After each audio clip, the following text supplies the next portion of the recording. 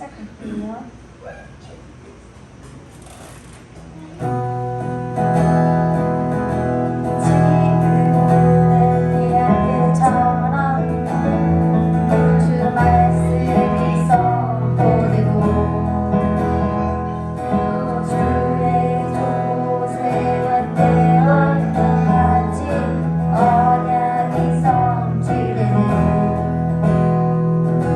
전쟁과 비극과 핍박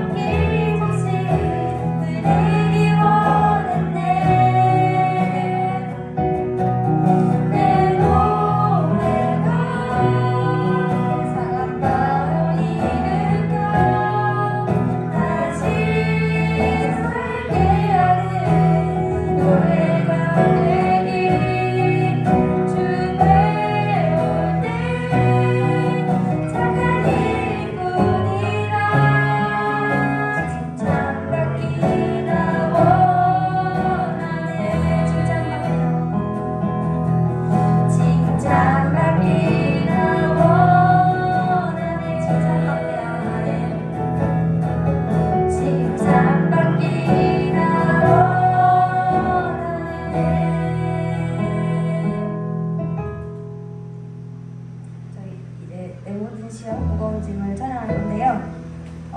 이 찬양이 원래 영어 찬양인데 이게 이제 번역이 됐어요. 근데 영어 원문을 보시면 나는 반드시 예수님께 말씀드려야 해요. 나는 이 무거운 짐을 혼자서 질 수 없어요. 나는 반드시 예수님께 말씀드려야 해요. 예수님만 나를 도울 수 있지요. 라고 나와 있거든요. 되게 우리나라 그 번역된 거랑 다르게 되게 좀 이렇게 내가 주님께 말을 해야 한다. 이런 이제 나의 다짐이 들어있는 그런 찬양이더라고요. 그래서 뭔가 우리 무거운 짐 혼자 짊어질 필요 없고 그 주님께 아뢰고 주님께 맡기며 살기를 소원하면서 찬양하기를 원할게요. 네, 메모진 씨랑 무거운 짐을 찬양할게요.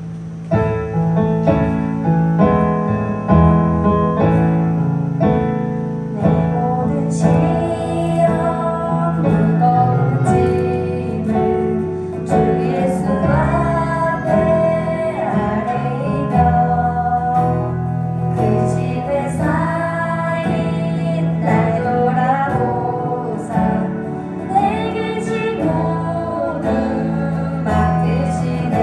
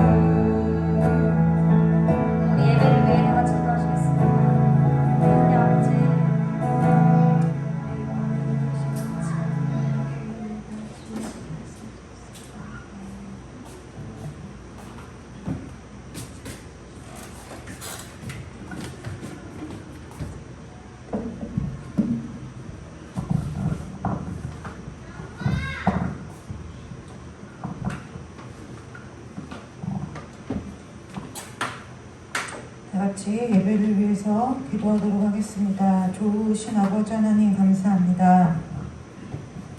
주님께서 저희들을 세상 가운데 두지 아니하시고 하나님 앞에 예수 그리스도의 생명의 예배 앞에 나오게 하시니 감사합니다. 아버지, 이 시간 우리가 드리는 이 예배가 우리의 모든 것을 다 드리고 우리의 모든 것을 다 쏟아붓는 귀한 예배가 될 수 있도록 주님 축복하여 주시고 이 자리에 우리와 함께 하셔서 영광 받으시며 오늘 이 시간 우리에게 들려주실 아버지의 그 음성이 우리 가운데 들려지는 귀하고 복된 시간 될 수 있도록 오직 예배의 주인 되어주시고 함께하여 주시기를 간절히 원하오며 거룩하고 존귀하신 예수 그리스도의 이름으로 감사하며 기도드리옵나이다. 아멘.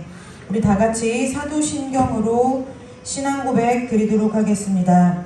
전능하사 천지를 만드신 하나님 아버지를 내가 믿사오며 그 외아들 우리 주 예수 그리스도를 믿사오니 이는 성령으로 잉태하사 동정녀 마리아에게서 나시고 본디오 빌라도에게 고난을 받으사 십자가에 못 박혀 죽으시고 장사한 지 사흘 만에 죽은 자 가운데서 다시 살아나시며 하늘을 오르사 전능하신 하나님 우편에 앉아 계시다가 저리로서 산자와 죽은 자를 심판하러 오시리라. 성령을 믿사오며 거룩한 공예 성도가 서로 교통하는 것과 죄를 사하여 주시는 것과 몸이 다시 사는 것과 영원히 사는 것을 믿사옵나이다. 아멘. 우리 찬송 한 장 부르고 함께 말씀 보도록 하겠습니다.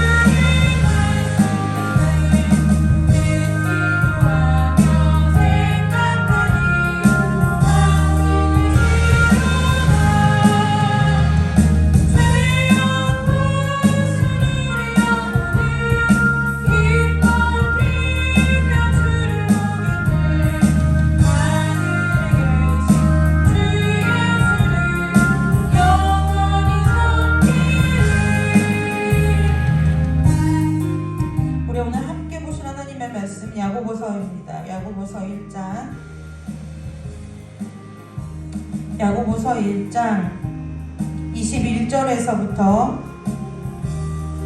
25절까지 말씀 함께 보도록 하겠습니다. 야고보서 1장 21절에서 그냥 19절에서 21절에서 25절까지만 우리가 함께 보도록 하겠습니다. 야고보서 1장 21절에서 25절까지 말씀입니다.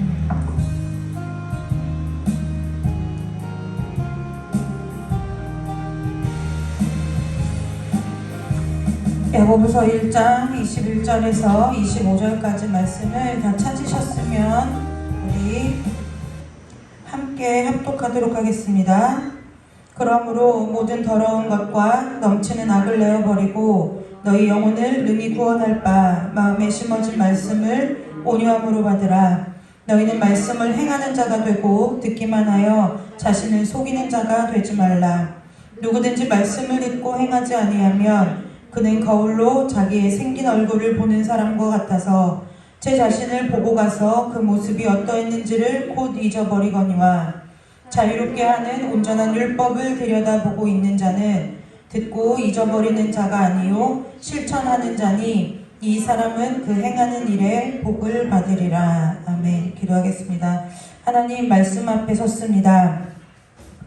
말씀이 우리를 살리게 하시고 말씀이 우리 가운데 생명으로 역사하도록 이 시간 오직 주의 말씀의 모든 것을 다 세우고 하나님의 말씀을 청종하는 자들로서 설 수 있도록 이 시간 우리의 마음과 생각의 모든 출입을 주께서 다스려 주시며 아버지 지켜주시기를 간절히 원하오며 거룩하고 존귀하신 예수 그리스도의 이름으로 감사하며 기도드리옵나이다. 아멘. 야고보서는 별로 전체적으로 길지 않지요. 야고보서는 5장까지 있는데 이 야고보서는 야고보서만큼 성경에 있어서 행함 있는 믿음을 강조하는 성경책이 없어요. 네, 성경책이 없어요. 다 대부분 믿어라 뭐 이런 얘기를 하던데 특히 야고보서의 주제는 뭐냐면 믿었으면 행하라, 행함 있는 믿음을 가져라. 이것이 야고보서 1장부터 5절까지에 관통하는 어떤 큰 핵심적인 주제 중에 하나라고 볼 수가 있어요. 그래서 야고보서의 주제를 뭐 크게 세 가지 정도로 나눠보자면 믿음의 인내를 가져라. 그런데 이 믿음의 인내라는 것도 무엇이냐면 행동적인 액션을 취하는 부분이라는 거예요. 두 번째는 뭐냐면 사랑을 너희들이 알고 받았으면 실천해라. 사랑을 행하여라. 그 다음에 세 번째는 뭐냐면 믿음에 있어서 이런 것들을 경계해라. 너희들이 믿음 생활을 함에 있어서 경계하라는 거예요. 차별하지 말고 말에 허물을 실수가 없게 하고 이러면서 권면을 하는 거죠. 세상과 벗하지 말고 비방하지 말고 그 다음에 뭐예요? 허탄한 생각을 버리고 그래서 경고하고 서로 끝까지 길이 참고 기도하고 이러한 일들을 통해서 어찌 보면은 우리가 신앙생활 믿음의 길을 걸어가는 데 있어서 약간 실전편과 같은 책이 오늘 저와 여러분이 함께 읽은 이 야고보서입니다.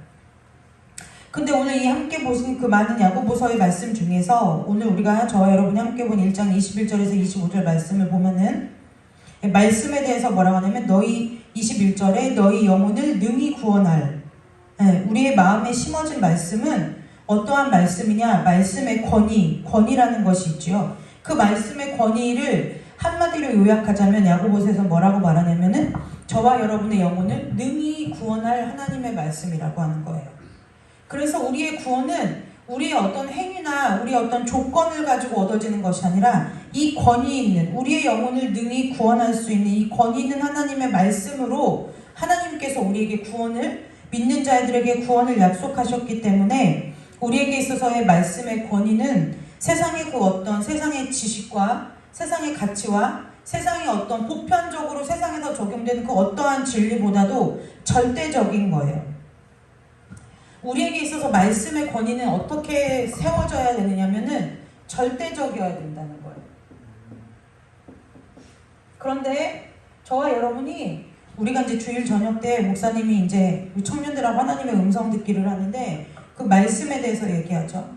말씀에 있어서 내가 지금 말씀을 잘 믿고 따라가고 있느냐, 말씀을 잘 따라가지 못하고 있느냐는 내가 기도할 때 하나님의 음성을 들어서 분별하는 것이 아니라 말씀이 정말 내 삶의 절대적인 가치 그 기준을 삼고 사느냐 그렇지 않느냐에 따라서 결정된다는 거예요.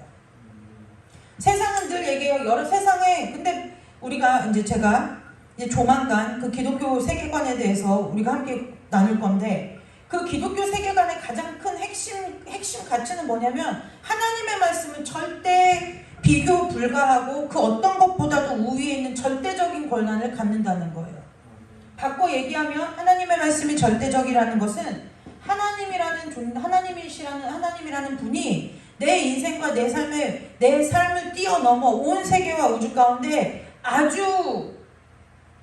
아주가 아니라 비교 불가한 그냥 하나뿐인 그 신명기 나오죠. 오직 우리 하나님 유일한 여호와시라. 한 분뿐이시고 그분의 입으로 나오는 모든 말씀이 우리 모든 이 세상과 온 우주 만물을 다스리는 절대 가치라는 것이 기독교 세계관의 첫 번째 가치라는 거예요. 그래서 신앙 좋은 사람이 어떤 사람이냐? 기도 많이 하는 사람, 찬양 많이 하는 사람, 헌금 많이 하는 사람, 헌신 많이 하는 사람이라고 우리는 말하지 않아요.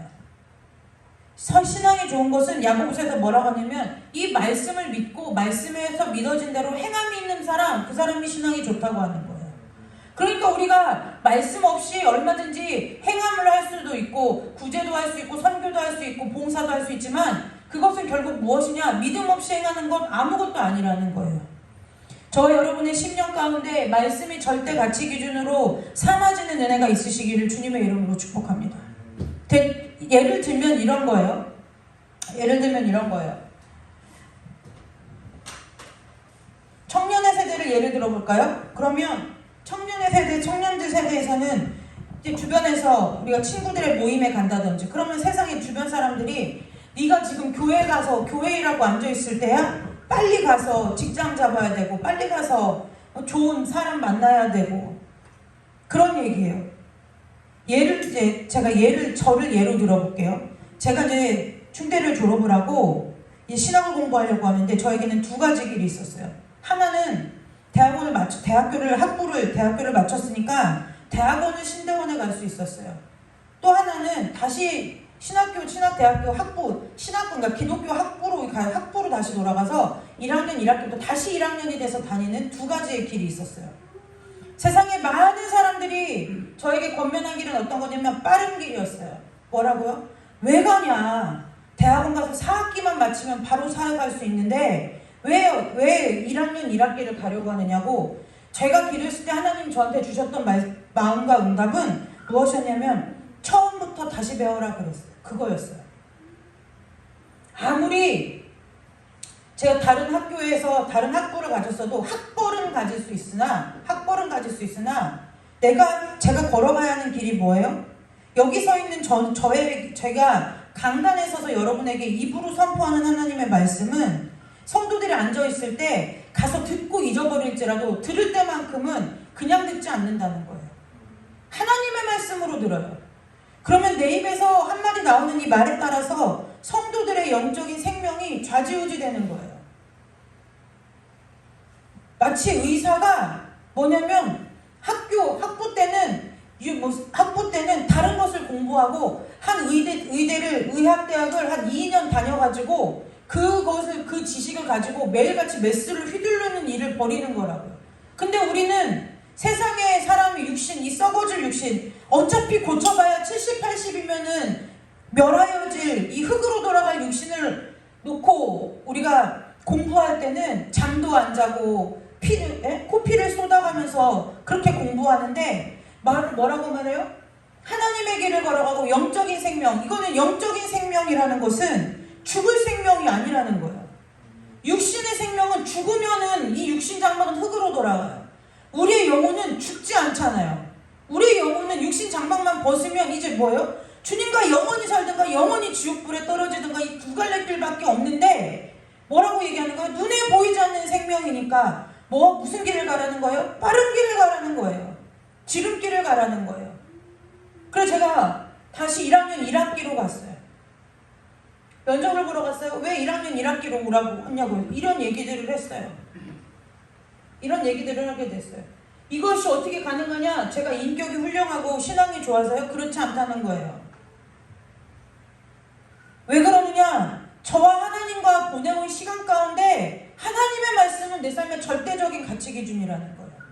세상 사람들이 아무리 나에게 지름길을 하고 이렇게 가야 좋다 저렇게 해야 좋다더라 아무리 얘기해도 저의 생각을 바꿀 수 있는 건 딱 이 세상에 딱 한 사람, 한 분, 사람이 아니죠. 한 분 누구밖에 없다는 거예요? 하나님밖에 없다는 거예요. 왜요? 다 이 땅에서 하고 끝난 사람과의 관계가 이 땅에서의 관계가 소중하지 않다 그 얘기를 하는 것이 아니라 어찌 보면 사람과의 관계는 이 땅에서 다 끝날 일이고 우리가 서로 위로하고 권면하고 조언을 해준다고 해도 다 거기서 그 수준인 거예요. 누군가만이 나에게 유일하게 안전하고 나의 삶을 보장하면서 나의 삶을 자신있게 나의 삶에 대해서 조언하고 권면할 수 있느냐? 누구밖에 없어요? 하나님밖에 안 계시다는 거예요.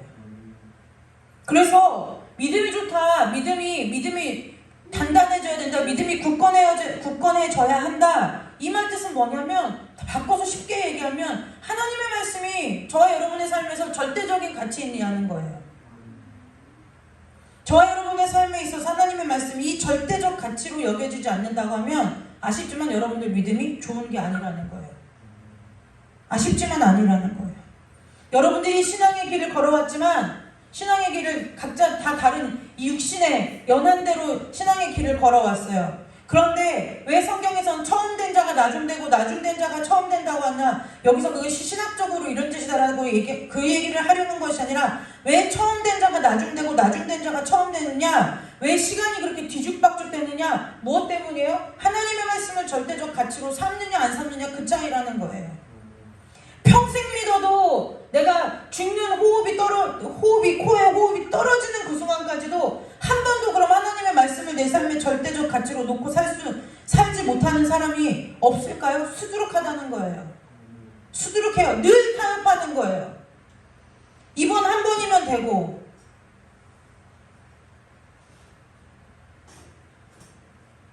한 번 하면 그걸 한 번으로 끝날 것 같아요? 한 번이 두 번 되고 두 번이 100번 되고 100번이 평생 되는 거예요.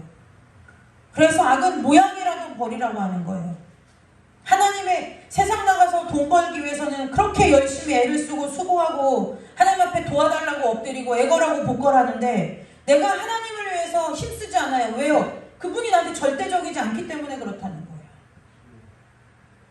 절대적이지 않다는 거예요. 예를 들어 저희 아이들이 아파요. 그럼 예를 들어 밤중에 막 열이 나요. 그럼 제가 잠을 자겠어요? 안 자죠. 잠을 깊이 잘 수 있을까요? 숙면을 취할 수 있을까요? 그렇지 않죠. 지금도 저희 아이들이 담유리를 제가 데리고 자는데 담유리가 아프지 않아도 담유리가 바스락거리는 소리에 본능적으로 깨요. 왜 그럴까요? 남의 자식이면 안 그럴 거예요. 덜 하겠죠. 내 자식이니까 그것이 저 아이가 내 삶에 있어서 어떤 존재예요? 절대적인 가치를 갖고 있는 존재이기 때문에 내가 내 모든 것을 다해서 해도 아깝지 않다는 거예요. 신앙이 좋은 것 뭐라고요? 이 하나님의 말씀이 내 삶의 절대적인 가치라는 거예요. 이게 절대적인 가치가 되면은 이유 신앙생활에 토달 필요가 없어요.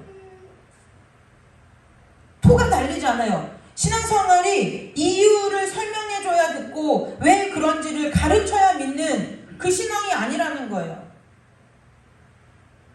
저와 여러분의 삶 가운데 하나님의 말씀이 절대적 가치가 있는 삶이 되시기를 주님의 이름으로 축복합니다. 그걸 막 창조론이냐 진화론이냐 막 이걸 왜 필요하냐면 세상 사람들하고 논쟁을 하나님의 말씀에 있어서 논쟁을 해야 되기 때문에 필요한 것이지 먼저 믿게 된 우리에게는 창조론이 맞냐 진화론이 맞냐라는 이 양다리 걸치는 이 사고가 우리 가운데 있을 수 있느냐? 없다는 거예요. 그래서 기독교인이 아니라 하나님을 믿는 사람들에게 기독교인이 있을 수 있지만 하나님을 믿는 사람들에게 있어서 무슨 가정이 없어요? 만일에 이런 가정은 가정이 없는 삶이라는 거예요. 그래서 아직도 내 마음 가운데서 만약에 내 삶이 이랬더라면 만일에 내가 이 사람을 만나지 않았더라면 만약에 내가 이 일을 겪지 않았더라면이라는 이 만약이라는 가정이 내 안에서 계속 생긴다. 그러면은 여러분 아쉽지만 믿음에 있어서 하나님 앞에 더 엎드리셔야 돼요. 더 엎드리셔야 되는 거예요. 첫 번째 뭐라고요? 왜 말씀을 온유함으로 받으라 그래요? 이때 온유하다는 것은 무엇이냐면 말씀을 믿을 마음으로 받아라 이 얘기인 거예요. 말씀을 믿기로 작정하고 말씀을 받으라는 거예요. 말씀을 막 열심히 예전에 김동호 목사님이 이런 설교하신 적이 있어요. 학교에 갔는데 친구가 그랬대요. 야 하나님이 있기는 어디가 있어? 그러면서 그 얘기를 하더래요. 그 친구가 주일학교를 갔다 와서 야 어떻게 바다가 갈라져서 물이 되냐? 이렇게 얘기를 했대요. 근데 김동호 목사님도 참 어려서부터 참 특별하셨던 것이 그 하나님에 대해서 이렇게 얘기를 하면은 자기 아버지한테 욕하는 기분이 들어가지고 저걸 어떻게 이겨먹지 이렇게 생각을 하고 짧게 속으로 기도를 하다가 그 친구한테 김동호 목사님이 이렇게 얘기했대요. 야, 하나님이나 되니까 바다를 가르지, 이렇게 얘기했다는 거예요. 그것이 그 아이였던 목사님의 작은 고백이지만 그것이 뭐예요? 그게 믿음이라는 거예요.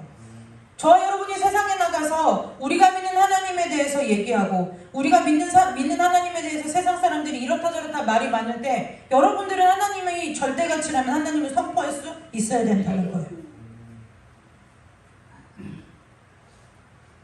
그래서 여기 말씀을 온유함으로 받으라는 것은 뭐냐면 믿을 마음으로 받으라는 거예요. 의심할 마음으로 받는, 설마 진짜 오늘 그 일이 나한테 벌어지겠어? 라는 의심의 마음으로 말씀을 받는 것이 아니라 정말 그 말씀이 오늘 나에게도 응하여지고 이루어질 것을 믿고 믿음으로 받아라. 그 얘기가 오늘 말씀을 온유함으로 받으라는 거예요. 여러분 되게 웃기죠? 마음에 심어진 말씀은 하나님이 심겨 주시는 거지만 그 말씀을 받아서 살 거냐 안 살 거냐는 우리에게 결정된다는 거예요. 우리에게 하나님이 예배 때마다 여러분이 말씀 앞에 설 때마다 말씀을 읽을 때마다 들을 때마다 하나님께서 성령께서 하시는 일이 뭐예요? 그 말씀을 계속 마음에 씨 뿌리듯이 뿌리는 거예요. 그런데 그 마음밭을 여러분들이 의심과 가시와 엉겅퀴를 내는 밭으로 여러분들이 만들어서 열매를 거둘 건지 옥토로 만들어서 열매를 거둘 건지는 누구한테 하나님께서 맡기셨다는 거예요? 여러분들 각자에게 맡기셨다는 거예요. 저희 부모님이 이 무더위에도 밭에 심어놓은 그 여러 가지 종류의 그 채소들과 심기워진 작물들을 어떻게든 살려보려는 정성으로 막 식전도 아니라 꼭두 새벽부터 밭에 나가가지고 더위를 무릅쓰고 일을 해요. 뭐 하려고요? 살리려고요.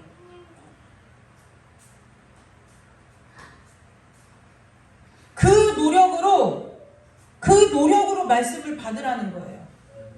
그 열심으로 말씀을 받으라는 거예요. 어떻게든 내가 하나님의 말씀대로 살아보고 어떻게든 내가 내 안에 심겨진 이 하나님의 말씀을 좀 살려서 역사시켜 보려고 그 마음의 열심으로 하나님의 말씀을 받으라는 거예요. 여러분, 하나님의 말씀은 분명히 살아있어요. 그런데요, 어떤 사람에게 살아있느냐면요, 살아있기를 원하고 바라고 소원하는 사람들에게 살아있는 말씀이에요. 여러분, 이미 호흡이 끊어지고 의사로부터 사망 선고를 받은 사람들에게 아무리 심폐소생술을 한다고 해도 의사가 심폐소생술을 안 해봐서 사망 선고 내렸겠어요? 단순히 우리가 생각할 때는 호흡이 끊어지면 사망 선고하는 것 같죠? 그렇지 않아요. 호흡이 끊어져도 의사가 일단은 와서 심폐소생술을 갈비뼈가 부러지듯이 전기 충격기도 써보고요. 심폐소생술도 해보고 의사가 땀이 등까지 비오듯이 젖게까지 해보고 안 돼야 그제서야 사망 선고를 내려요. 의사가 한 명만 달려드는 줄 아세요? 한 명이 하고요. 그 사람이 지칠 때 되면 그 다음 사람이 올라타고 그 다음 사람이 올라타가지고 심폐소생술을 해도 안 될 때 사망 선고를 내려요. 이미 그렇게 사망 선고가 내려진 사람에게 우리가 가서 인공호흡 한다고 해서 그 생명이 살아날까요? 그렇지 않아요. 내 심령이 죽어있는 것 같으세요? 하나님의 말씀을 죽자마자 먹어야 돼요. 죽자마자 먹어야 돼요. 여러분, 자발적 호흡이 없어지고 호흡이 떨어지려고 그래요. 그러면 의사들이 달려와서 호흡이 떨어지나 보네 하고 내버려두는 의사는 아무도 없어요. 어떻게든 살려보려고 이미 호흡이 끊어진 사람한테도 그렇게 하는데 거기서 산소호흡기도 대보고 자기들이 할 수 있는 어떠한 주사도 투약해보고 별의별 짓을 다 해서 살리려고 하지 않겠어요? 그 열심이 저와 여러분 안에 있는 것이 말씀을 온유함으로 받으라는 거예요. 사단이 하나님의 말씀이 그렇게 한 번에 믿어지게 한 번에 경험되어지게 우리를 그렇게 두지 않아요. 처절하게 싸워야 되는 거예요. 뭐 하기를요? 하나님의 그 말씀이 살아있는 말씀으로 오늘 저와 여러분의 심령과 삶 가운데 이루어지기를 싸워야 된다는 거예요. 근데 우리는 그 싸움을 하지 않아요. 가만히 앉아있어요. 하나님, 내가 세상 나가서 사는 것도 지쳤는데 하나님 앞에까지 와가지고 내가 열심을 내야 합니까? 이런 말도 안 되고 정말 이해하고 들으세요. 개떡같은 믿음을 갖고도 하나님 앞에 나와 앉아있는 게 저와 여러분의 뻔뻔한 모습이라는 거예요. 하나님의 말씀이 말씀이 절대적 가치가 있다면 세상 나가서 열심히 하는 만큼 하나님 앞에도 열심을 내야 하는 거 아니에요? 그것이 말씀을 온유함으로 받는 거라는 거예요. 그래서 22절에 뭐라고 말해요? 너희는 말씀을 행하는 자가 되고 듣기만 하여 자신을 속이는 자가 되지 말라는 거예요.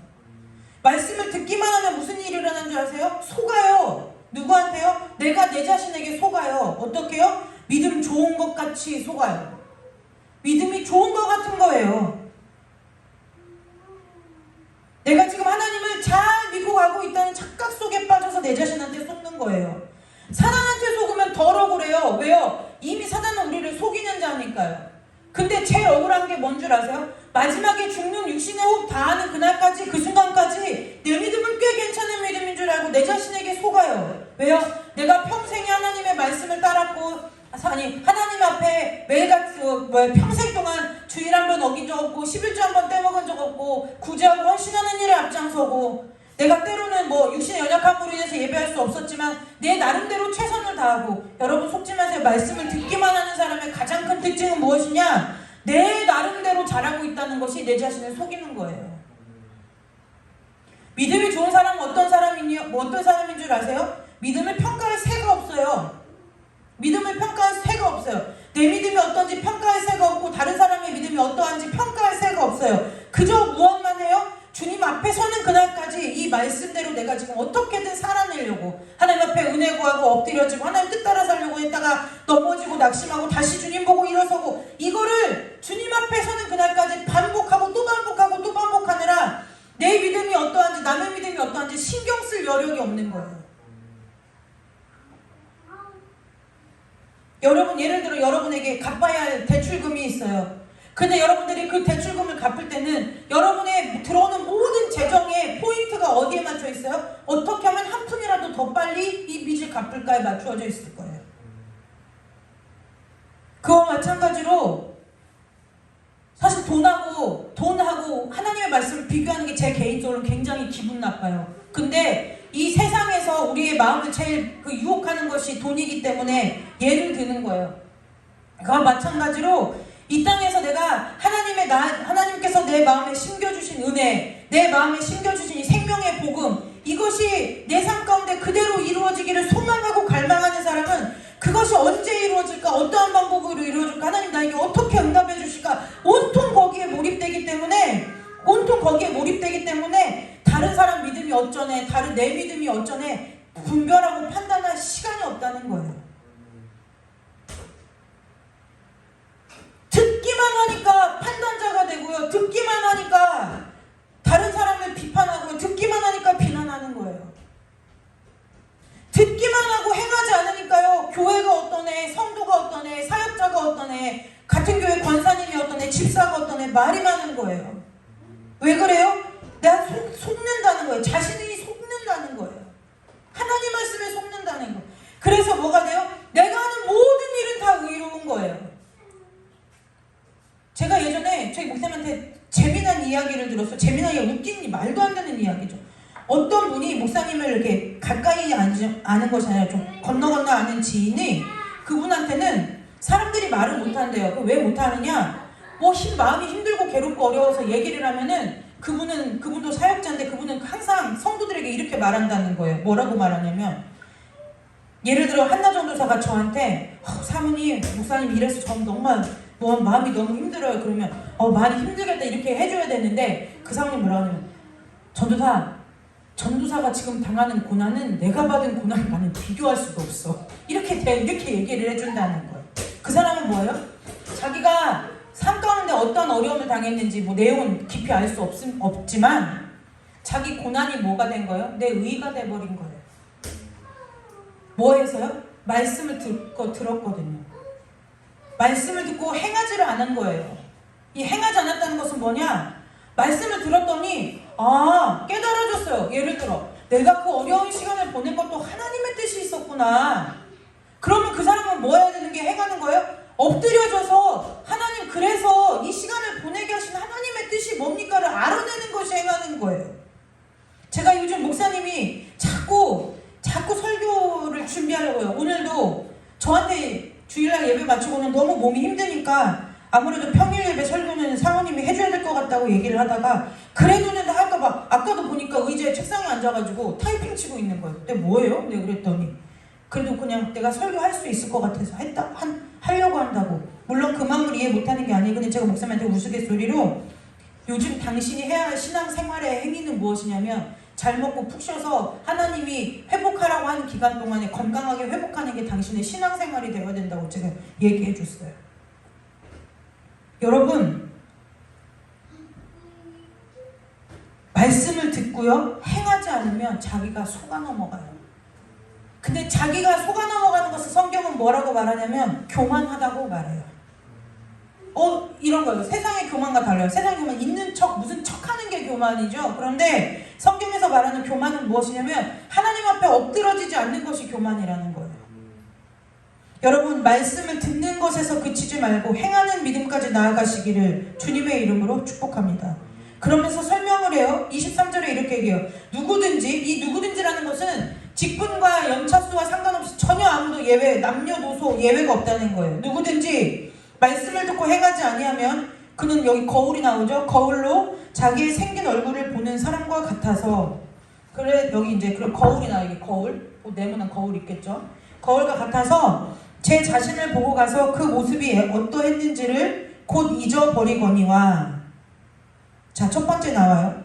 말씀을 듣고 행하지 않는 사람은 어떤 사람과 같냐면 거울이 저 뒤에 거울도 있죠. 거울에 가서 자기 얼굴을 보고 그냥 가는 거예요. 가면 어때요? 자세히 들여다보지 않으면 사실 거울에서 이렇게 거울로 슬쩍 지나가는 내 모습은 여러분 사실은 솔직하게 얘기하면 내 뇌리에 박혀있는 모습을 보았다고 착각하는 거예요.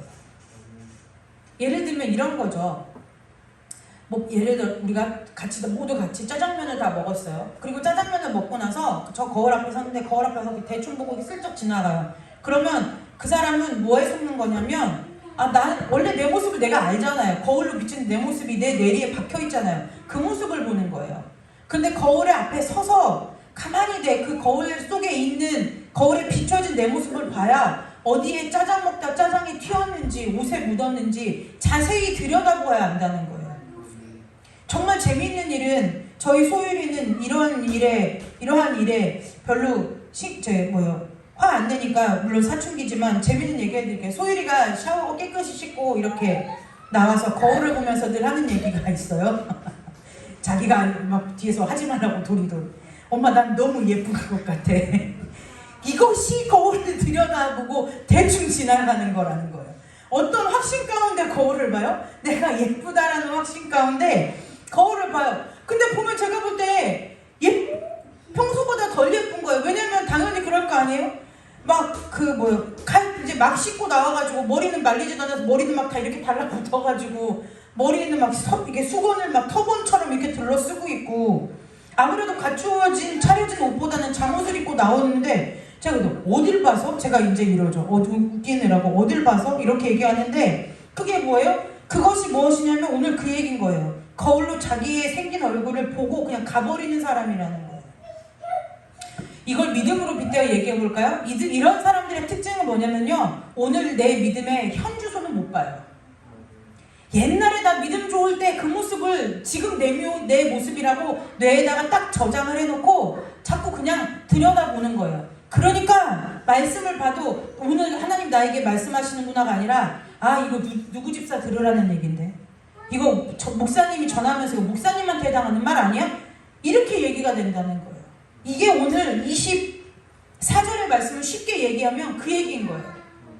옛날에 내가 믿음이 좋았고 그것까지 가잖아. 바로 며칠 전에 아니면 바로 직전에 주일 예배 때 내가 말씀을 들었고 그 말씀이 오늘 하나님께서 나에게 들려주시는 음성 같아서 너무 달콤하고 행복한 예배 시간을 보냈어요. 그러면은 그 모습이 이제 그냥 내 모습이 된 거예요. 그걸 내 머리에 각인시켜놓고 고정시켜놓고 픽스해놓고 다시 가서 내가 거울을 봐요. 그러면 거울로 보는 내 모습은 오늘 그렇지 않거든요. 근데 그 옛날 모습이 내 모습이라고 착각하는 거예요.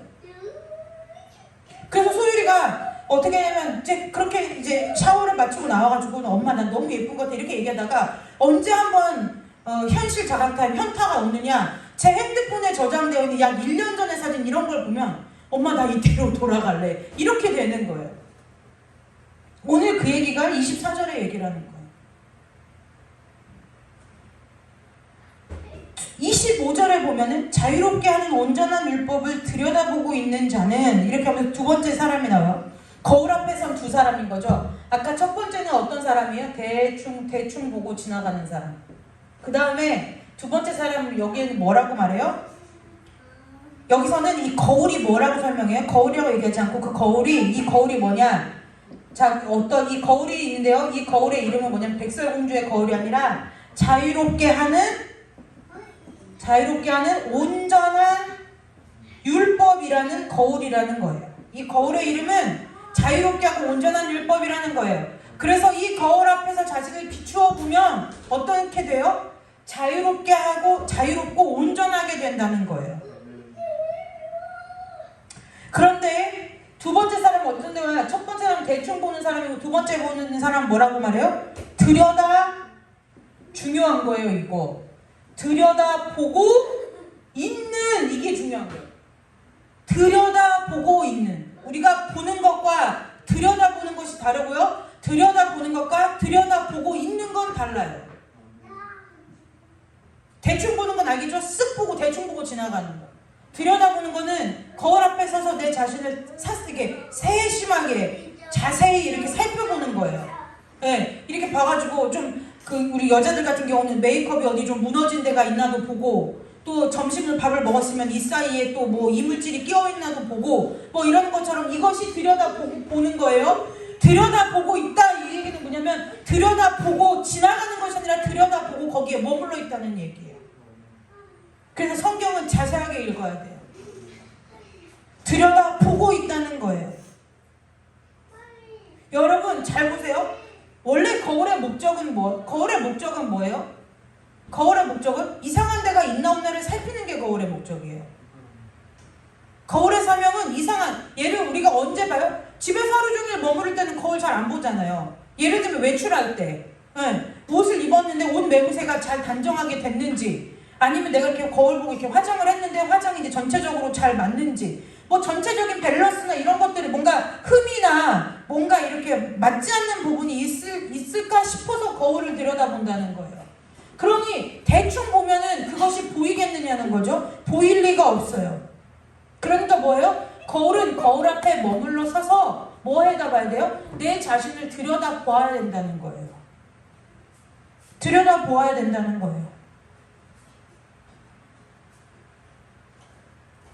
이 두 부류가 있어요. 우리의 신앙이 그렇다는 거예요. 우리의 믿음과 우리의 행함에 있어서 그렇다는 거예요. 예배 드렸어요? 말씀 들었어요? 헌금 드렸어요? 교회에서 무슨 일 하자고 했는데 마음 모아서 같이 함께 했어요? 그러니까 다 됐어. 이건 대충인 거예요. 내가 말씀을 오늘 예배를 드렸어요. 정말 내가 하나님 앞에 머물러서 내가 오늘 온전하게 하나님 앞에 예배를 드렸는지, 정말 내가 오늘 예배 가운데 선포되어진 하나님의 말씀이 하나님의 말씀으로 내 마음 가운데 내가 받아들여졌는지, 그리고 그 말씀이 한 가지라도 깨달아진 것이 있다면, 알아진 것이 있다면 그 알아진 말씀을 내가 이 한 주간 동안에 아니면 내 평생에 어떠한 삶의 그 가치관으로 두고 살아갈 것인지를 고민해보는 것, 이것이 무엇이냐? 거울을 들여다보고 있는 거라는 거예요. 여러분 그럼 답은 정확하죠? 여기서 이제 손들어보기 할까요? 손들어보기? 1번 할까요? 2번 할까요? 당연히 답은 2번이겠죠. 근데 이 2번은요 아무나 할 수 있는 게 아니에요. 제가 그래서 저희 소율이한테 얘기했어요. 소율아, 귀로는 말씀을 들으면서 손으로는 핸드폰 들고 있는 게 너가 아무 의미 없이 그냥 습관적으로 잡고 있는 것 같은데 한번 이 핸드폰을 놔보세요 장로님 이라고 얘기하는 거예요. 대충이 아니라 들여다보고 있어야 된다는 거예요. 여러분 그런데요, 들여다보는 게 그냥 들여다보고 그러네? 하면은 지나가는 거예요. 거기서 머물러 있어야 들여다볼 수 있는 거예요. 거울 앞에 서 있어야 들여다보는 거예요.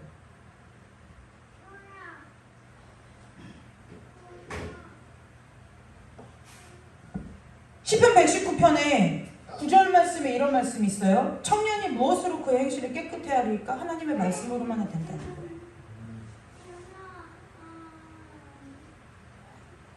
뒤를 정확하게 얘기하면 주의 말씀만 주의 말씀만 지킬 따름이니이다 이랬어요. 우리가 행실 깨끗하게 하는 건 내가 옷을 단정하게 입고, 내가 뭐 예를 들어 막 옷을 단정하게 입고 뭐 이렇게 머리를 이렇게 만지고, 물론 그것도 단정하지만 행실이 깨끗한 것은 뭐냐면 주의 말씀을 지키기 위해 힘쓰는 것, 그것이 행실이 깨끗한 거라는 거예요. 하나님 앞에 그리스도의 순결한 신부가 되리라. 매일같이 내 마음대로 살고 내 뜻대로 사는데 그 가사와 멜로디가 내 개인의 음악적 취향이어가지고 맨날 주의 순결한 신부가 되리라 노래 그냥 부르는 것이 아니라, 정말 뭐예요? 하나님 앞에 순결한 신부로 살고 싶으세요? 하나님 말씀 지키는 일에 힘쓰시기를 주님의 이름으로 축복합니다. 계속 들여다보는 거예요. 그건데요, 이게 원래 이 야고보서도 헬라어로 쓰였겠죠. 헬라어에 여기 우리나라 말에 조금 빠진 게 있어요. 왜냐면 이 말이 적절한 표현이 우리나라에서 쓰기가 좀 어려워요. 근데 이것이 무엇이냐면은, 어떤 뜻이냐면은, 길게 설명해 드릴게요. 여기서 보면 들여다보고 있는 자랬죠. 계속해서 들여다보는 것 더하기 거기에 계속 머물러서 뭐 하는 사람이라고요? 묵상하는 사람이라는 단어가 빠져 있어요. 묵상하다라는 헬라어 단어가 빠져 있는 거예요. 그래서 24절에서는 25절에서는 거울이라고 얘기하지 않고 이 온전한, 자유롭게 하는 온전한 율법이라고 얘기하는 거예요. 그래서 뭐 한다고요? 들여다보고 있는 것, 거울을 들여다보고 있을 뿐만 아니라, 있으면서 멍 때리는 것이 아니라 있으면서 왜 그런가, 어떻게 그러한가, 그럼 어떻게 해야 하는가를 뭐 한다고? 이 묵상하다라는 단어가 빠져 있다는 거예요. 여러분이 묵상하다라는 단어가 생각나면 번뜩 떠오르는 시편 말씀 있죠? 복 있는 사람은 오직 여호와의 율법을 즐거워하여 그 율법을 주의하러 뭐 하는 자라고요? 묵상하는 자라고. 근데 그 사람이 뭐한 사람이래요? 그 사람이 복 있는 사람이라는 거예요. 하나님한테 복 받고 싶으세요? 여러분의 10년 가운데 마음이 묵상되어져요? 그럼 이미 하나님의 복이 시작된 인생이라는 거예요. 예전에는 말씀 듣는 일이 나에게 힘들고 어렵고 버거웠어요? 그런데 이제 어쨌든 인생의 아픔 때문이든 괴로움 때문이든 무엇 때문이든 어떠한 이유에서든 하나님께서 저와 여러분의 삶을 인도해 가셔서 우리가 이제 어떻게 돼요? 자꾸 예전보다는 하나님의 말씀이 들어오고, 예전에보다는 하나님의 말씀이 읽어지고, 그리고 또 예전에 그냥 읽어야 되니까 읽고 들어야 되니까 들었는데 어떻게 하다 보니까 한 구절씩 또 말씀이 내 안에서 생각나는 것들도 있고, 또 누가 이렇게 얘기를 이렇게 들으면은 그 말씀이 또 내가 어떤 말씀인가 하고 찾아보고도 싶고, 이러한 모든 일들이 어떠한 일이에요? 이 묵상한다는 단어라는 거예요. 그래서 25절에서는 무슨 단어가 빠졌어요? 이 들여다보고 있으면서 멍 때리는 것이 아니라 들여다보고 있으면서 그 말씀을 묵상하는 거예요. 그 묵상하는 사람, 그 사람인데요, 그 사람은 뭐라고 말해요? 그 행하는 일에 복을 받으리라. 이런 사람은요, 이 자유롭게 하는 온전한 율법을 들여다보고 거기에 머무르면서 이 말씀을 곱씹고 묵상하는 사람은 뭐 한대요? 그 행하는 일에 복을 받는다. 복을 안 받을 수가 없잖아요. 복 받는 비결을 배우는 것이 아니라 그 사람이 하는 모든 일이 복일 수밖에 없잖아요. 왜요? 그 사람 하는 일에 하나님이 함께 하시지 않겠느냐는 거예요. 그 사람의 마음 가운데, 신념 가운데 가득 차 있는 게 뭐예요? 머물러 있는 게 뭐예요? 이 자유롭게 하는 온전한 율법이요. 이거 바꿔서 두 글자로 얘기하면 뭐예요? 하나님의 말씀이요. 그 사람의 삶이 어때요? 하나님의 말씀을 계속 들여다보고 그 말씀에 머물러 있으면서 그 말씀을 묵상하고 곱씹어요. 그 사람에게 복이 안 오겠느냐는 거예요. 아무리 작정을 하고 아무리 금식을 하고 아무리 집안에 있는 모든 가산을 다 갖다가 팔아 바쳐도 하나님의 복은 그렇게 해서 임하는 복이 아니라는 거예요. 성경은 복 받는 방법에 대해서 이미 얘기했어요. 뭐라고요? 이거 하라고요. 자유롭게 하는 온전한 율법을 들여다보면서 묵상하면 행하는 일에 복 받는다는 거예요. 오늘 이제 말씀을 마칩니다. 히브리어든요, 헬라어든 간에 순종한다라는 이 단어에는 어떠한 단어가 포함되어 있느냐면 듣다라는 단어가 포함되어 있어요. 이거는 헬라어든 히브리어든 공통적으로 순종이라는 단어에는 이 듣다 더하기 액션, 행동, 이거예요. 헬라어를 여러분들이 단어 시험 볼 것도 아닌데 알 필요 없지만 이 듣다, 듣고 행하는 것, 이 두 가지 단어를 합쳐서 만든 단어가 무엇이냐면 헬라어든 히브리어든 성경에 나오는 순종하다라는 단어예요. 그러니까 여러분, 행하기만 한다고 순종하는 사람이냐? 아니라는 거예요. 듣기만 한다고 순종하는 사람이냐? 아니라는 거예요. 하나님의 말씀을 듣고 행해야 된다는 거예요. 행함이 먼저고 듣는 게 나중인 사람이요, 순종 아니라는 거예요. 하나님의 말씀을 듣고 행해야 된다는 거예요. 그러니까 듣지 않고 행하면 뭐예요? 노동이에요. 듣고 행해야 돼요. 근데 이 듣다는 무슨 뜻이냐? 이 듣다는 무슨 뜻이냐? 예를 들면 여러분 이런 거예요. 우리가 교회 오는데 매미 소리를 들었잖아요. 매미 소리를 들었잖아요. 매미 소리가 우리한테 지금 의미 있어요? 없어요? 없잖아요. 없어요. 근데 지금 여러분이 피곤한 몸을 이끌고 성전에 나와서 여기서 있는 제가 하는 말이 저는 아무런 사람이 아닌데 제 말을 유의하고 주의 깊게 들어요. 이것도 듣는 거죠. 근데 뭐가 달라요? 마음의 태도가 다르잖아요. 성경에서 말하는 이 듣다는 우리가 지금 예배드리러 걸어오는 길에 듣는 매미 소리를 들을 때 그 듣다가 아니라 마음을 다해서 들으려고 하는 의지와 태도를 가지고 듣는 거, 이걸 말하는 거예요. 그러니까 이 듣다는 무슨 뜻이에요? 우리가 왜 들여다보고 온전한 율법을 들여다보고 있어야 돼요? 하나님의 심정의 깊은 곳까지 그 뉘앙스를 알아야 된다는 거예요. 뉘앙스를 알아야 된다는 거예요. 엊그제 우리가 차를 타고 갈 때 뭔가 한나 전도사가 이렇게 뭐 해봐 저희 단밀이한테 얘기하니까 단밀이가 놀리는 줄 알고 장난치는 줄 알고 용케 알아듣고 대답을 안 했잖아요. 주일날 오후에 전도사님 예쁘게 말해봐 했더니 내 발음을 가지고 전도사님 장난치는구나 알고 제가 안 따라하잖아요. 그게 뭐냐? 뉘앙스를 읽어내는 거죠. 그러려면 무엇이 필요해요? 전도사님을 그날 처음 봤는데 담유리가 그렇게 알아채지 못한다는 거예요. 같이 보낸 시간이 있으니까 그 사람의 말의 말투와 말의 높이와 그 우리가 함께 한 공간에 있었던 그 상황의 앞뒤 전후에 있었던 일과 이 모든 것이 종합적으로 판단되어져서 장난치는구나. 그러니까 뭐예요? 같이 묻고 그냥 끝낸다는 거예요. 그것이 듣는다는 얘기예요. 그러니까 하나님의 말씀이 들리려면 그냥 말씀을 읽는다고 되는 게 아니에요. 매사에 내 삶의 모든 순간순간이 하나님 앞에 초점이 맞추어져 있어야 된다는 거예요. 초점이 맞추어져 있어야 된다는 거예요. 그래, 오늘 우리 전도사님 같은 경우 오늘 내가 왜 이 일을 여기서 하고 있는지 나는 알 수 없겠지만 하나님의 뜻이 있어. 하나님의 뜻을 알아가려고 초점을 맞추고 이 일에 힘써야 된다는 거예요. 그런 사람이 행하는 일에 복이 있다는 거예요. 그 행하는 일에 복이 있다는 건 뭐예요? 그것을, 그 나의 힘듦을, 그 슬픔을 하나님께서 변화에 찬송되게 하신다는 거예요. 여러분, 순종하는 자 되시기를 주님의 이름으로 축복합니다. 이게 듣는 거예요. 들을 때는 예를 들어 소율이가 제 소율이한테 너 공부해라 이렇게 공부하지 마라. 이거 공부하라는 거예요? 말라는 거예요? 죽고 싶지 않으면 공부해라 이 뜻이죠. 그걸 어떻게 그걸 그런데 그래 알았어? 알았어 엄마 공부 안 할게 이러면 엄마는 어떻게 되는 거예요? 뒷목 잡고 쓰러지는 거죠. 지금 우리가 그 일을 하는 거예요. 하나님이 하지 마라 하니까 예 안 할게요. 이거랑 똑같은 거예요. 왜 그래요? 들어본 적이 없어서. 하나님의 말씀을 들어본 적이 없어요. 그럼 이렇게 질문하겠죠?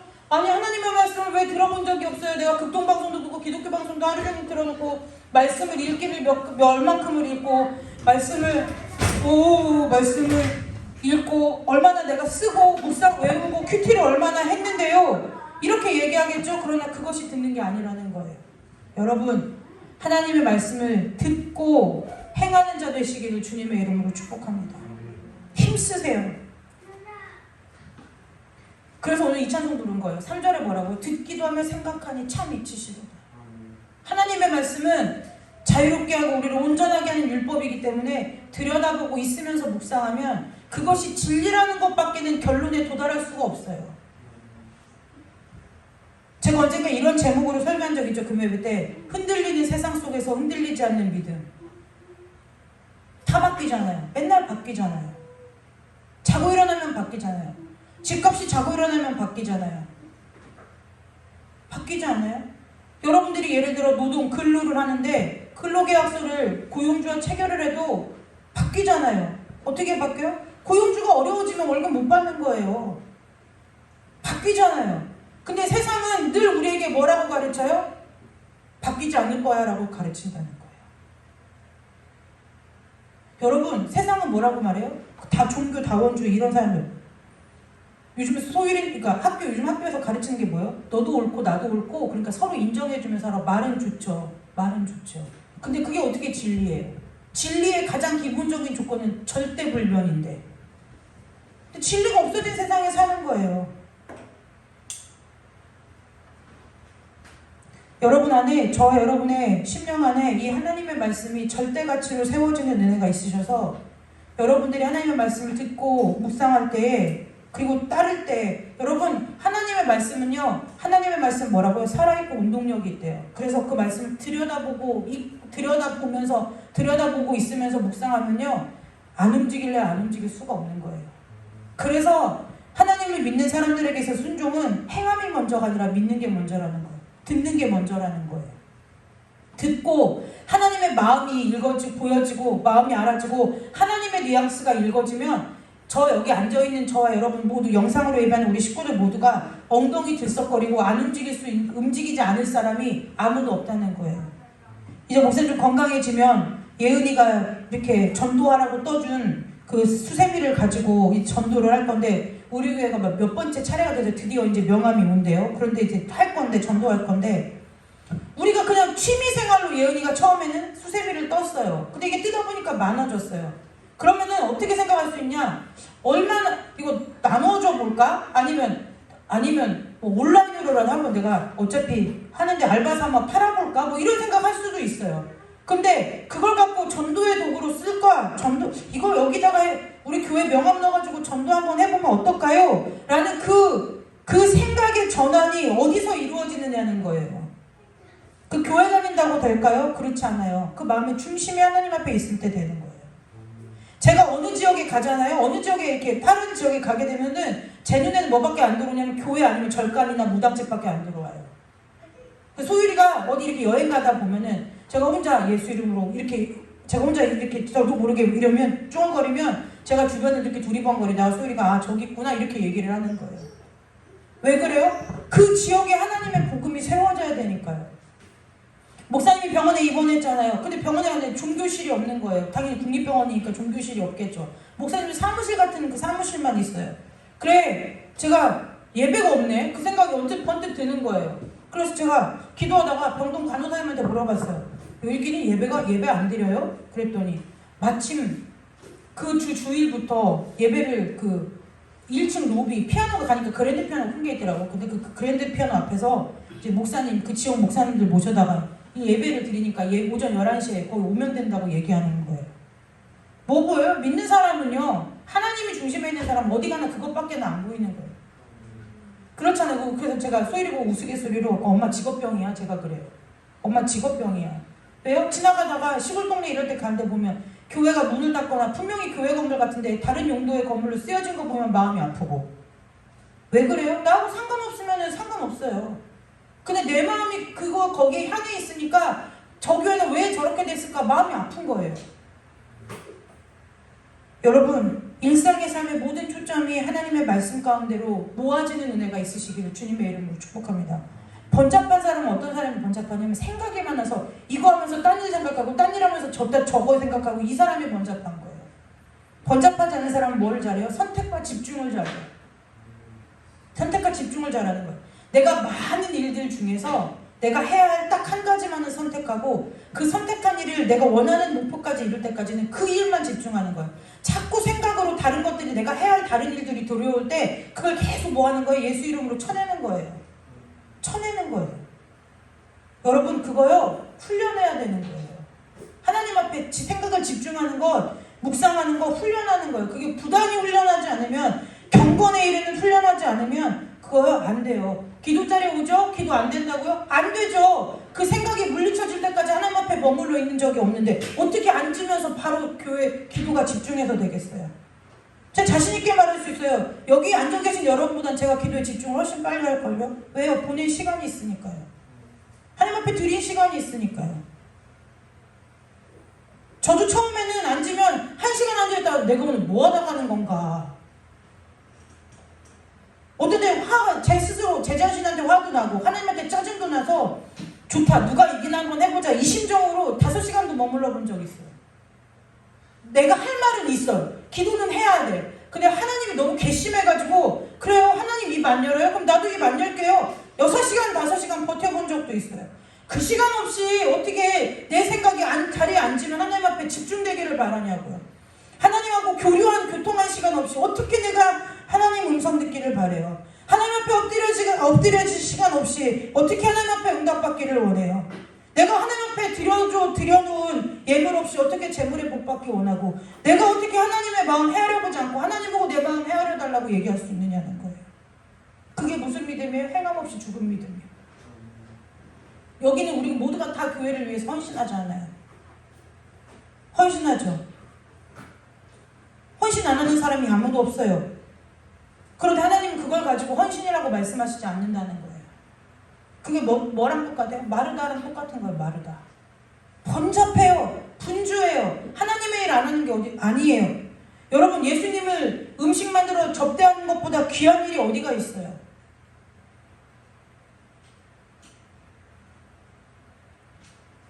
그것보다 귀한 일이 어디가 있냐고요. 근데 예수님이 그거 갖고 칭찬하지 않아요. 그거 갖고 불평불만해요. 왜 불평불만해요? 예수님께 선택과 집중하지 못하니까 불평불만하는 거예요.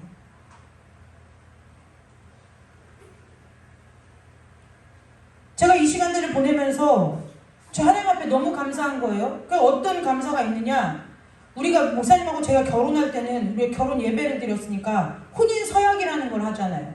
혼인 서약의 기본 멘트가 뭐예요? 기쁠 때나 슬플 때나 괴로울 때나 즐거울 때나, 검은 머리 팥불이 될 때까지 하나님 앞에서 배우자로서의 성실한 의무를 다할 것을 약속합니까? 이거잖아요. 근데 이제 뭐예요? 이제 아플 때나까지도 내가 해보는 거예요. 지금 하나님 앞에 한 약속이잖아요. 목사님하고 한 약속이 아니라 내가 이 사람을 배우자로 맞이하여서 하나님 앞에 약속한 거잖아요. 기쁠 때 함께 했어요. 슬플 때 함께 했어요. 어려울 때 함께 했어요. 잘 됐을 때 함께 했어요. 지금 검은 머리는 팥불이 돼가고 있어요. 그러니까 진행형. 이게 걸리는 게 한 가지 있었는데 아플 때나 이게 있었는데 마치 그 하나님한테 제가 목사님 아프고 나서 딱 병명이 이제 나오고 이제 치료합시다라고 교수님한테 듣는데 제 속마음은 하나님 미션 완료. 하나님한테 그랬어요. 하나님 미션 완료예요. 그리고 나니까요, 목사님이 이제 요즘 이렇게 음식들을 해야 되잖아요. 근데 그 일들이 더위에 불 앞에서 그 하는 수고로움이 수고로움으로 여겨지지 않는 거예요. 즐겁고 감사한 거예요. 힘들지 않다는 얘기가 아니에요. 육신으로는 힘들어요. 육신으로는 피곤할 때가 있어요. 왜요? 여러분들이 아시다시피 우리 담요리가 어제도 오늘 아침 6시에 잤어요. 힘들어요. 힘들지 않다는 것이 아니에요. 그런데 힘들지 않다는 것이 아니라 내가 지금 하나님 앞에 약속한 그 일을 하나님께서 이루어 가시는 중이라는 그것이 자유롭게 한 온전한 율법을 들여다봤더니 그 일들을 하나님이 내 삶 가운데 이루어가고 계신 중이더라는 거예요. 그러니까 불평하고 괴롭고 내가 왜 건강한, 목사님 잔소리할 것도 없어요. 잔소리할 일이 아니잖아요. 그러니까 뭐예요? 아까도 목사님하고 제가 잠깐 어디 나가면서 그 얘기했어요. 그건 목사님하고 하나님하고 할 일이고, 나는 지금 하나님 앞에 드린 내 약속을 하나님께서 이행하는 길을 나한테 걷게 하신 거야. 이 얘기하는 거예요. 여러분, 듣고 대충 흘려보내는 믿음 되지 마시고 듣고 행하여 여러분들이 하는 모든 일에 복받는 자들 되시기를 주님의 이름으로 축복합니다. 그래서 여러분이 이 땅에서 평생에 사는 동안에 마지막 날 하나님 앞에 섰을 때 내가 하나님 앞에 행한 모든 일이 하나님 앞에 복이었다고 고백할 수 있는 은혜가 있으시기를 주님의 이름으로 축복합니다. 기도하고 예배 마칩니다. 하나님 아버지 감사합니다. 우리 모두의 삶이 일평생 이 땅에서 살아가는 동안에 하나님의 말씀을 대충 보고 지나가는 자가 아니라 하나님의 말씀을 들여다보고 그 말씀에 머무르며 그 말씀이 나에게 어떠한 말씀인지를 평생토록 묵상하며 사는 자들 될 수 있도록 축복하여 주셔서 아버지 우리의 모든 삶을 통해서 이 땅에서 내 모든 삶이 하나님 앞에 복이라고 고백할 수 있는 은혜가 우리 귀한 성도들에게 있도록 주님 축복하여 주시기를 간절히 원하오며 예수님의 이름으로 감사하며 기도드리옵나이다. 아멘. 우리 찬송 하나 부르고 좀 드려진 헌금 위해서 기도하고, 오늘은 설교 때문에 이 시간이 많이 갔기 때문에 여러분들이 오늘 들은 말씀을 가지고 반드시 기도의 자리에 나아가셔서 하나님 앞에 기도하고 여러분들의 삶이 변화되는 은혜가 있으시기를 주님의 이름으로 축복합니다. 찬송 이 찬송 부르고 우리 헌금 기도하고 마치도록 하겠습니다.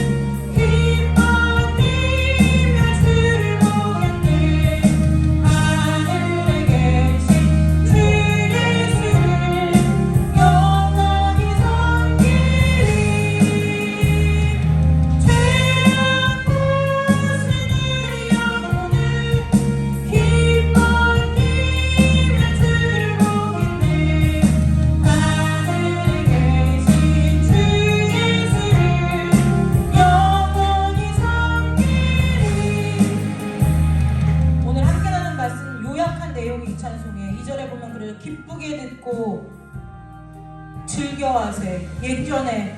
옛날 지금 이게 옛날 통일 찬송가는 기쁘게 듣고 즐겨하세. 새 찬송가는 기쁘게 듣고 순종하세라고 단어가 바뀌어 있어요. 뭐라고? 생각하니, 듣기도 하면 생각하니 참 이치시래요. 그 이치 받은 사람 뭐 한다고요? 죄악 벗는다는 거예요. 죄악 벗은 영혼이 기뻐 뛰며 주님 본다는 거예요. 그럼 죄악 벗고 기뻐 뛰는 영혼이 하나님 앞에 뭐 하겠어요? 영원히 섬기겠죠. 여러분 순종하려고 애쓰지 마세요. 헌신하려고 애쓰지 마세요. 하나님이 정말 바라시는 것은요, 순종이 제사보다 낫대요. 하나님 말씀을 가까이 하세요. 듣기를 즐겨하세요. 묵상하기를 힘쓰세요. 하나님 말씀을 어쩌든지 내 삶 가운데 이루어지기를 소망하고 바라고 엎드려 하나님 앞에 기도하세요. 오늘 드려진 헌금 위에 기도하고 이외에 주기도문으로 축복 기도로 마치도록 하겠습니다. 하나님, 이 시간 5학년 1학기 한 학기를 하나님의 은혜 가운데 건강하고 또한 좋은 성적으로 또한 아버지 좋은 결과로 마무리하게 된 것을 감사하여 하나님 앞에 예물 드리는 귀한 학생이 있습니다. 아버지, 저 딸의 모든 범사에 평생에 온전히 주님만 주인 되어 주시고, 아버지, 저 딸의 10년 가운데 오직 하나님의 말씀만이 법으로 세워지는 은혜가 있도록 축복하여 주셔서, 아버지, 흔들리는 가치관을 바라보고 세상 풍조에 떠밀려가는 인생이 아니라 하나님 바라보고 어떤 세파가 몰려와도 주님과 함께 든든히 서서 하나님의 사람으로서, 하나님의 군대로서 세상 가운데 휩쓸려가는 많은 사람들을 건져내는 데 귀하게 쓰임받도록 저 평생의 입술에, 마음에, 심령에 하나님의 말씀이 떠나지 않는 복으로 축복하여 주시기를 간절히 원하오며 거룩하고 존귀하신 예수 그리스도의 이름으로 축복하며 기도드리옵나이다. 하나님 아버지, 오늘 이 시간 예배 자리에 불려주신 하나님의 귀하고 거룩한 자녀들 머리마다 안수하여 주시고 아버지여 친히 은혜 내려주시기를 간절히 원하옵나이다.